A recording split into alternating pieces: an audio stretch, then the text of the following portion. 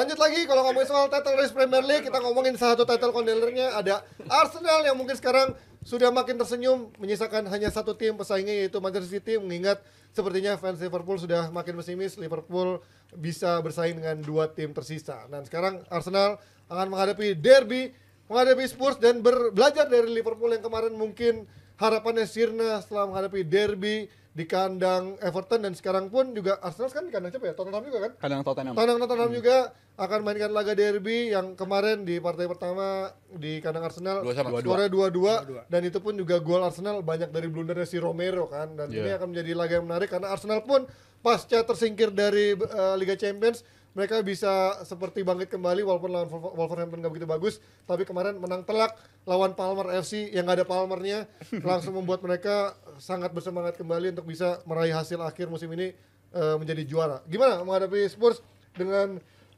Spurs yang ya juga pastinya ingin mengamankan tiket Liga Champions ya, nggak mau dikejar sama MU pastinya kan. Pasti. Dan secara permainan pun kemarin di pertemuan pertama di kandang Arsenal mereka main sangat bagus menurut gua, bisa menghentikan kreativitas Arsenal ya, tapi sayangnya ada individual error dari Romero itu kan. Kalau Spurs sih advantage-nya mereka udah lama libur ya. Spurs ini di 15 hari terakhir kalah sama Newcastle dibantai. Berapa? Dibantai pokoknya lah. Dibantai lah, enggak usah itu. Jadi advantage-nya mungkin Spurs di situ. Tapi kalau ngeliat Arsenal apakah mereka punya advantage? Ya jelas punya juga. Tuh jatuh tuh. Kembalinya Satu lagi. Jati Mas. Kejunya. Corot mulu nih. Kembalinya si Thomas Partey itu gue bilang sebagai advantage juga bagi Arsenal, karena kemarin gue ngeliat ketika dia kembali langsung nyetel, dan itu bukan cuma Arsenalnya jauh lebih nyaman, tapi sekaligus si Odegaard juga jauh lebih main lebih tinggi ke atas dan itu jauh lebih efektif. Declan Rice bisa dimainin sebagai left sided midfield juga jauh lebih bertenaga lah, tenaganya lu bisa manfaatin banget untuk menangin bola di atas segala macam. Dan kemarin Ben White 2 game terakhir salah satu pemain yang paling improve lah setelah nightmare dia di kandang si Munich ya, setelah buruk banget dia main di situ, tapi habis itu dia bisa recovery. Jadi menurut gue untuk Arsenal masih on track banget untuk bisa ngeraih trofi di musim ini, apalagi ngeliat si Partey langsung tune in kayak begitu.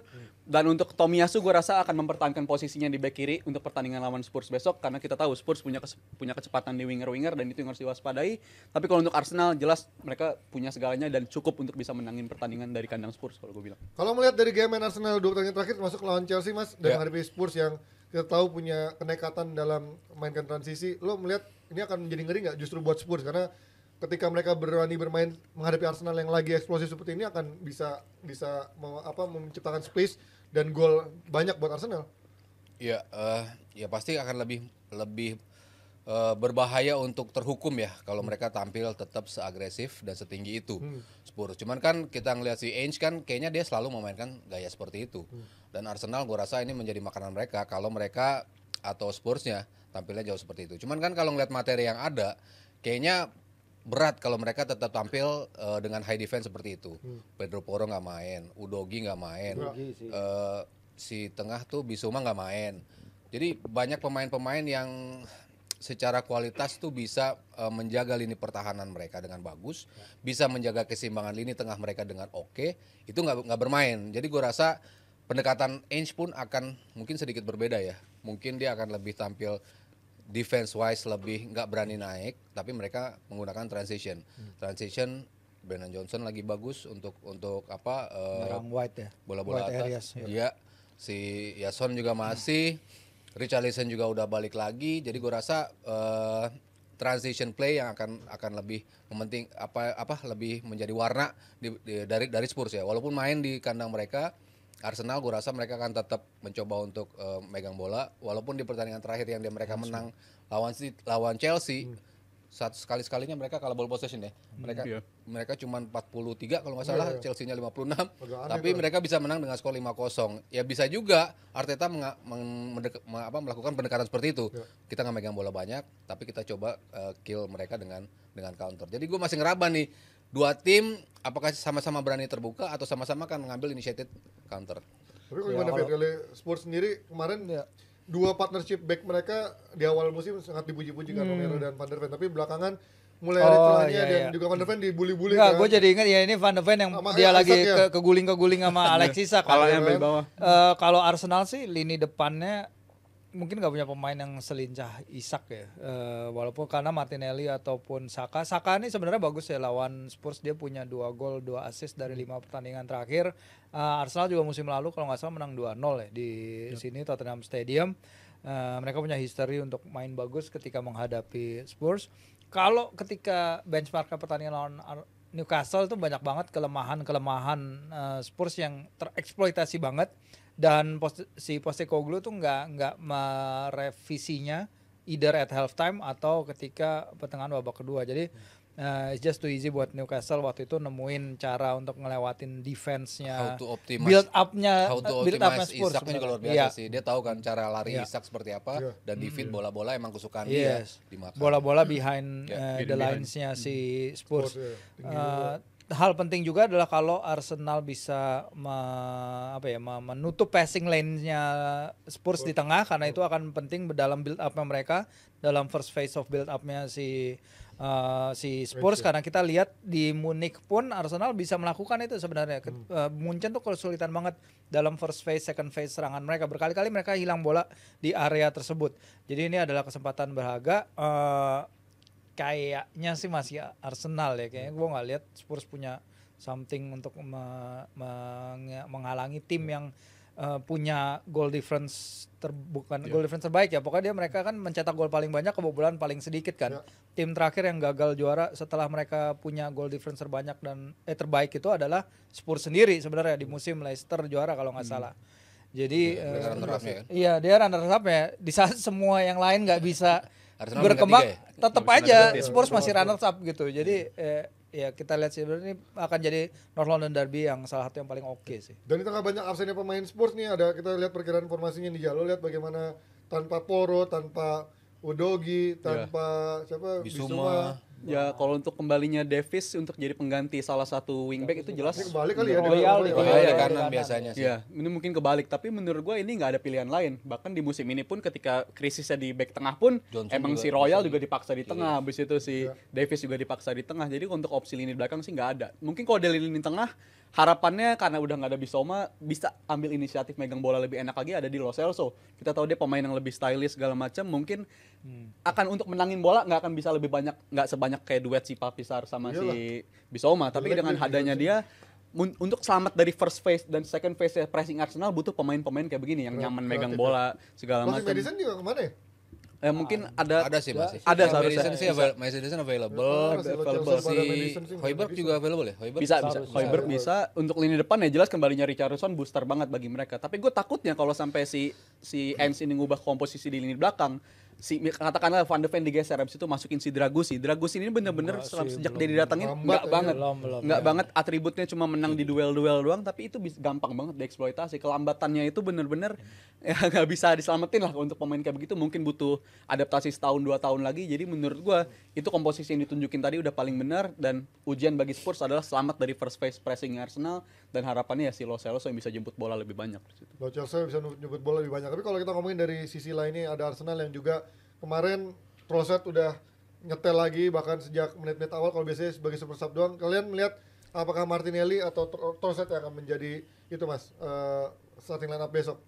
Kalau Spursnya normal ada Pedro Porro dan juga Udogi, Martinelli pilihan gua. Karena kan kemampuan Pedro Porro untuk neken Martinelli untuk neken itu nggak membuat Pedro Porro bisa naik. Sementara kalau hanya Davis yang bermain, gua rasa pemain yang lebih clinical Trossard yang layak dijadikan starter. Karena kan ini pemain yang peluangnya nggak banyak, tapi selalu bisa manfaatin peluang. Dan itu yang dibutuhkan Arsenal sekarang. Lo dapat peluang, lo cetak gol, lo leading, lo cari gol kedua, dan gua rasa si Odegaard adalah orang yang tepat untuk execute game plan itu ya melawan Spurs. Dan kalau melihat dari Havertz, ini kan mungkin ya dibilang awal flop dan lain-lain, 60 million down the drain. Secara statistik dia somehow ya cukup mengejutkan dari jumlah kontribusi golnya ya. Iya, enggak mengejutkan dalam artian bahwa kita tahu Havertz itu jago dari Leverkusen. Yang jadi masalah kan adalah Chelsea. Kenapa Chelsea ngelepas pemain yang mencetak gol di final Liga Champions? Kenapa dia setelah bertahun-tahun nggak bisa nemuin formasi terbaiknya? Dan di Arsenal pun permasalahan dia kan awalnya juga sama. Ya, di mana Ini posisinya? dia datang untuk gantiin Saka Saka pertama. sebagai wide eight, Ya. posisi baru tuh. Ya. Terus habis itu dia akhirnya jadi penyerang yang tajam. Kita tahu kalau dia dalam finishing yang bagus dia luar biasa. Aduh gue lupa berapa, tapi dia 10 gol dari 11 penampilan terakhir apa gimana, atau 10 gol involvement dari 11 pertandingan terakhir. Itu adalah jumlah yang sangat luar biasa. Dan kalau misalnya Arteta nanya pertandingan lawan Munchen apa ya, dia bilang kami nggak ada penyerang yang bisa mencetak 30-20 gol. Sebenarnya ada, cuman belum mateng tune in ke dalam tim ini aja sih. Dia Siapa bisa yang jadi belum pembeda. matang menurut lu? Maksudnya siapa sih? Havertz ya. Dia Ketia. mateng dalam tim Ketia. ini adaptasi. Ketia kan maksud lu? Wild card banget Iya, itu yang Mahrez Ketia Nelson. tiba-tiba. Berarti Nelson. maksudnya isu soal nomor 9 ini sebenarnya udah nggak butuh lagi di Arsenal, atau menurut kalian ya masih butuh, tapi gua nggak yakin nomor 9 itu akan langsung bisa nyetel juga dengan gaya main Arteta yang kayak gini. Iya kan, Gabriel Jesus ketika datang kan gue juga bilang gue nggak yakin ini pemain bakal menjadi jawabannya Arsenal. Predator. Gue sempat ribut juga tuh sama Justin. Iya, Bilang begitu dia golin di awal-awal, Justin kan juga bilang, Aryo bilang nggak yakin. Ternyata kebuktikan gue, Justin bilang gitu. Lihat aja sampai sekarang. Menjadi salah satu titik lemah, terutama dalam mencetak gol ya. Karena dia dibeli untuk mencetak gol. Karena gue udah melihat Gabriel Jesus itu, masalah dia adalah ketika bersama Brazil. Gue bilang dari 2018 Tom Vickery, wartawan seniornya Amerika Selatan lah, dia melihat ini pemain udah nggak bisa, unrepairable lah mentally ketika menjadi pemain Brasil, tapi striker utama tapi nggak mencetak gol di Piala Dunia. Baru sekalinya Brasil itu kena sampai sekarang dia nggak bisa menunjukkan ketajamannya di muka gawang. Jadi gue rasa bukan nama besar datang bisa execute ini belum tentu juga gitu. Kalau lu nggak punya striker murni, apa yang dilakukan City juga waktu itu nggak ada striker murni, bisa juga kan work sebetulnya pemain-pemainnya. Kalau mereka bisa. Tapi kayaknya mereka nyari striker number 9 deh kalau nggak salah ya. Iya, salah satunya Isak yang dikejar-kejar. Yang disebutkan ya Vlahovic berapa kali, Osimhen berapa kali disebut-sebut. Ya gue nggak tahu juga apakah bisa langsung. Kalau mereka datengin number 9, artinya dia menciptakan masalah lagi buat si berbeda Havertz. lagi, Di mana lagi Havertz bermain? Kalau dia turun Menurut ke gue bawah kan sebenarnya Arteta dalam 2 bulan terakhir, 3 bulan lah katakan, ketika Arsenal rentetan menang 6-0, 5-0 beruntun, habis itu menang lawan Liverpool, sampai kemarin 5-0 lawan Chelsea, sebenarnya udah mulai menemukan cara mainin Havertz kayak gimana gitu. Kemarin gue ngeliat masalah Arsenal di awal musim sampai pertengahan itu adalah sirkulasi bola dari belakang ke depan tuh terlalu lama, terlalu banyak muter-muter segala macam. Tapi ketika pergantian tahun mereka main jauh lebih direct, kirim bola ke Havertz, itu menurut gue bikin ancaman banget. Nggak selalu Havertz golin, tapi emang kenyataannya dia lebih nyaman main kayak begitu, kirim bola ke dia aja, karena walaupun dia punya strength fisik, iya, dia bisa nahan bola, kelihatannya shielding bola badannya kayak begitu, tapi ternyata ngelindungin bolanya bagus. Kelihatan ya, padahal tapi kuat juga. Duelnya bagus, karena itu gue ngeliat ketika dia duel sama si Van Dijk, abis itu sama Konate dia bisa menang. Menurut gue ini pemain emang harus diandalkan dengan cara lu banyak ngirim bola direct ke dia, tinggal bagaimana mengoptimalkan timing lari dari si winger-winger kanan kirinya. Dan itu menurut gue jadi senjata khusus bagi Arsenal. Mungkin menurut gue salah satu faktor kunci kenapa Arsenal GD-nya bisa meningkat banget dalam 2 bulan terakhir ya, karena mainnya kayak begitu, ngincer Havertz direct, dan itu buktinya berkembang banget dari goal difference Arsenal, dan Arsenal jadi tim tersubur sejak si Havertz dimainin jadi striker di posisi itu. Dan di beberapa pertandingan kemarin, termasuk kemarin lawan Chelsea, ada sosok Thomas Partey juga dipuji gitu, perannya begitu bagus dalam menjaga keseimbangan di tengah, walaupun secara advance nggak begitu bagus, tapi untuk menjaga keseimbangan sangat bagus. Ini kan juga kita lihat lini tengah Arsenal berkali-kali bergantian di selain Declan Rice, semua gitu kan, dari Havertz coba nomor 8, terus juga Jorginho di awal nggak worse, nyata di sejak pergantian tahun dia bagus banget. Sekarang Partey masuk, berarti secara lini tengah mereka sebenarnya kuat ya secara kedalamannya. Cukup dan adaptif terhadap lawan yang dihadapi, dan Arteta selalu bisa secara tepat memilih kombinasinya gitu kan. Berapa kali Jorginho ketika lawan City lo butuh pemain yang seperti itu gitu. Ketika lawan-lawan yang punya kemampuan untuk memegang bola, dia pasti masangnya Jorginho karena dia bisa pairing dengan Declan Rice dengan apik. Tapi Jorginho kelemahannya adalah dia nggak bisa forward pass dengan cepat gitu. Dia terlalu lama untuk kiri, kanan, mundur. Nah, Partey mungkin shielding bola bagus, tapi forward pass dia ke depan jauh lebih bagus. Yang itu membuat apa yang diinginkan Arteta dengan sirkulasi lebih cepat, cocoknya pakai Partey di laga ini. Jadi kalau dari best three-nya terutama lawan Spurs besok, menurut kalian siapa pendamping Rice dan juga Odegaard di tengah? Antara Jorginho sama si Partey? Menurut gue Partey, berkaca dari match musim lalu juga home and away dia nyetak ini kalau nggak salah. Karena kalau Jorginho dia kecewa sama pertandingan pertama kan dia bikin blunder golnya hilang, itu kan. jadi Direbut sama Madison jadi langsung gitu dihukum. Itu kan karena pas start kan jelek banget kan Jorginho kan. Begitu mulai start bersama Arsenal kan jelek banget. Tapi sekarang udah lumayan lebih nyaman lah. Tapi kalau untuk match lawan Spurs gue bilang Partey karena ya itu Spurs punya kecenderungan selain mereka main highline, tapi kalau lagi situasi defense terkadang mereka juga terlalu dalam juga ngelindungin kotak penaltinya, dan itu kalau lu punya pemain tipe kayak Partey bisa jadi kayak musim lalu dia nembak dari jauh bisa menghasilkan gol. Lawan Spurs juga musim lalu bahkan dia ngegolin lawan Spurs. Jadi menurut gue opsi paling bagus ya Partey karena bukan cuma dia punya balance yang lebih bagus tapi juga nguntungin sisi Odegaard yang jauh lebih nyaman ketika lu punya pemain yang lebih kuat defense-nya, dan juga si di kirinya Declan Rice itu main lebih forward dan itu mengganggu banget bagi tim lawan menurut gue. Oke, sebelum prediksi skor, pertanyaan terakhir gue adalah ketika Arsenal kalah dari Spurs pertandingan besok, selesai nggak buat Arsenal? Belum. Masih jauh menurut gue, masih bisa sampai akhir. Kalau besok kalah mah. Gue juga menganggap selesai sih kalau besok kalah. Belum. Lo yakin City akan kepleset di mana? Ya gue masih bilang Arsenal masih bisa ada laga lagi. City masih masih harapannya City kepleset dong. Ya City harus kepleset kan berarti kan kalau gitu kan. Maksudnya selain lawan Spurs City apa yang berat ya? Nottingham. Ya.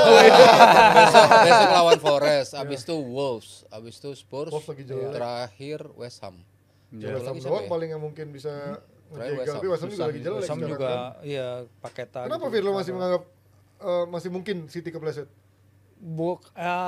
Tekanannya masih ada. Kalau kita lihat ya kedalaman skuadnya juga walaupun beberapa pemain udah datang ya. Tapi kalau gue bilang Arsenal seharusnya bisa neken City sampai lebih lama dari ini, ngerti nggak? Lebih lama dari ini. Dan kalau misalnya City dihadapkan dengan pressure yang mungkin ini pressure sedikit unik ya dibandingin tahun-tahun sebelumnya ya, bahwa mereka ada tim yang dari beberapa tahun terakhir kontender dan mereka tahu mereka menghadapi seorang kontender dalam diri Arsenal. Dan ini akan, kalau gue bilang si Pep harus hati-hati sih, nggak bisa terlalu step off the gas, dan mereka harus tetap bisa ngegas terus sampai akhir. Nah ya keunggulannya adalah FA ya, mereka masih ya final doang kan, final doang kan terakhir kan dan mereka kan nggak pernah botol kan kalau mereka berada di driving seat. Yang apa destiny-nya in their own hands, mereka nggak pernah botol gitu loh. City tuh gue melihatnya kayak gitu. Oke, prediksi skor derby North London. Tipis buat Arsenal 2-1 deh. Tipis buat Arsenal, oke. Mas Aryo.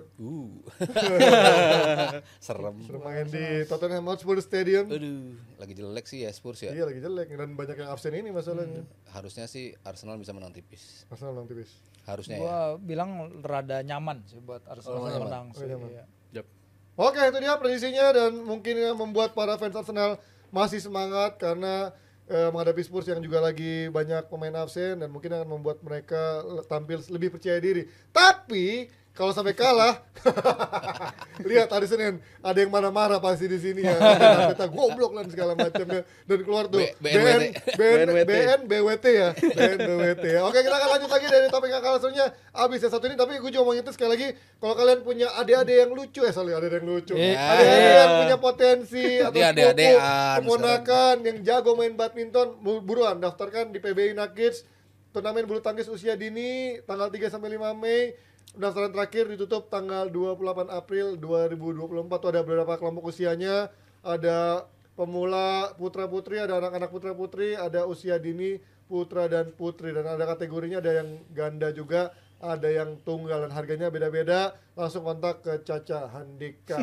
Oke, dan juga kalau kalian mau jersey yang keren, jersey mana nih? Mana jersinya?